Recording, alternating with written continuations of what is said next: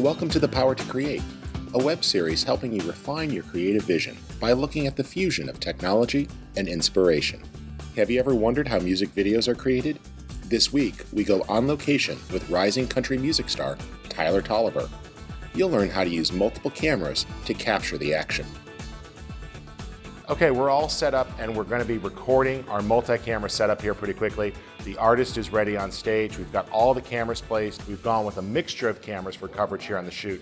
We actually have some DSLRs. We're mostly shooting Nikon on that front. A couple of GoPros just to get some experimental angles. And our primary camera that's capturing the house audio, we are going to be doing some live audio recording, is the AF100 from Panasonic. So we got a lot of flexibility here on coverage of the scene. In the realm of music videos, you need a lot of coverage. You want that flexibility as you cut from angle to angle to be able to tell that story. Chasing Alabama is the only way she knows to get over her sorrows. Just let everything else go. Chasing Alabama. On the house sound front, we're going with a single mic and also a line out of the guitar, and the audio engineer is going to be recording and sending us a feed from the audio mixing booth back to the cameras. This is going to be the primary source. The other cameras are just getting reference audio. So we're going with one primary record and we're going to take a secondary unit as a backup. In this case, we're going to use a Zoom H4n and patch that into house sound because it's always good to have double redundancy. Just like storage on a Drobo, you want to make sure that you can have a failure and not lose data. So we're doing double audio recording here too. So in this shoot, I was serving in the role of director. The producer for the shoot was Rachel Longman, and she did a great job of pulling all the pieces together, working with the crew and the talent, and securing our location. I also had a director of photography, Kevin Bradley, and it was his job to make decisions about the lighting and the camera placement. So let's talk to Kevin for a second and get a DP's insight on the multi-camera process. All right, so today we had a 7-camera shoot, and when you're doing more than 3 cameras, there's a basic ideology to all of it. My A camera was the AF101 right here, and as you can see, we've got a big 18 to 85 red zoom lens on it. Zoom lens weighs about 15 pounds. The camera weighs about 5. Once this is all set up, it's a pretty large and versatile camera package. We wanted some flexibility when shooting. Part of that involved using a zoom lens so we could frame up the shot from different locations. One advantage of zoom lenses is that you can quickly change the composition of the shot without having to physically reset the camera. However, a downside is that they don't have the same shallow depth of field that a prime lens does, and they're not as sensitive to light. So this is my most versatile camera. It allows me to get the most variety of angles the fastest. And the basic idea is for this last shot, we had the Dana dolly here, slider, 5-foot slider in the middle of the shot. So it was a 50-50 shot, so I could get to either side of him very fast.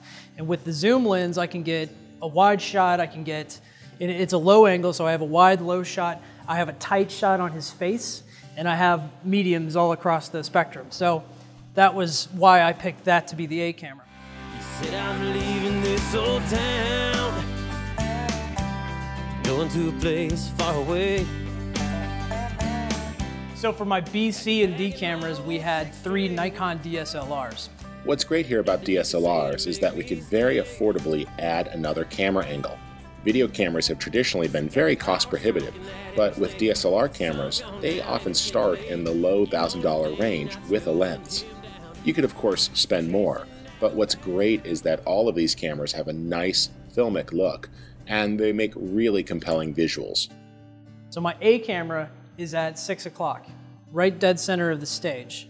So that means that my B and C cameras are at 3 o'clock and 9 o'clock. The reason for this is because it gets a more dynamic shot and more variety of shots. Because if the cameras are too close together, what ends up happening is that the shots aren't very different. My A camera, this is a rental item. This isn't something you're going to be using every day. The advantage of this lens is that it's just as sensitive as a prime. But in your kit, if you have primes, you have the advantage of lower light sensitivity, so you don't have to run it at such a high ISO and get such a high noise level. One of the nice things about shooting with prime lenses is the great filmic look. You can really get that great shallow depth of field Another advantage of shooting with prime lenses is that they're very sensitive to light. This means lower overall noise in the image because you don't have to bump up the camera's ISO. I really like shooting with prime lenses, and in fact, they're often cheaper than their zoom lens counterparts. Both stopped at the same diner to grab a bite and a cup of joe. They glanced at each other. Somehow they both know.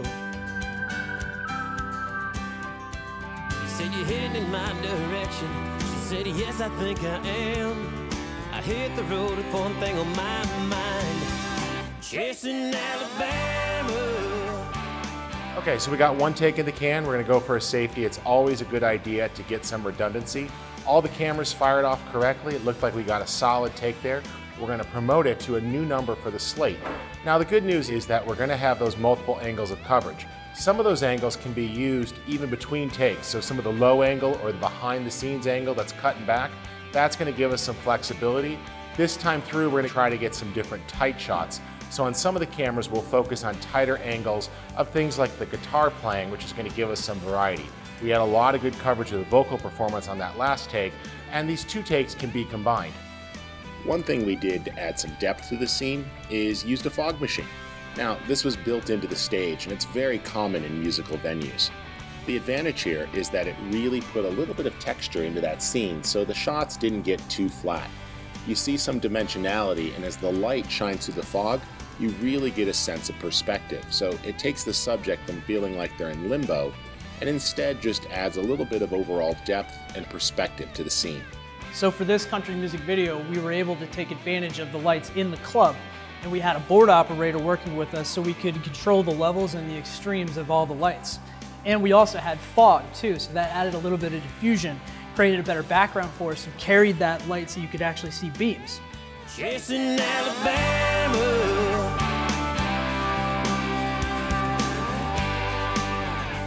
One of the things I like with the music video is the emotional feeling, and we got that captured here in the musical performance. It took a few takes to get the right options, but that's the great thing about a multi-camera performance, is that you have flexibility and you could take the different angles and piece them together. We're going to go back and supplement this for the final video by shooting some additional scenes that add on to this to make an overall compelling piece.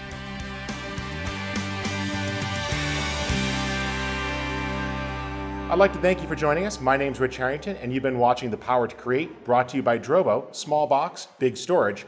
We're going to head back to the studio, and on a future episode, we'll show you how all these angles get cut together in the video editing process.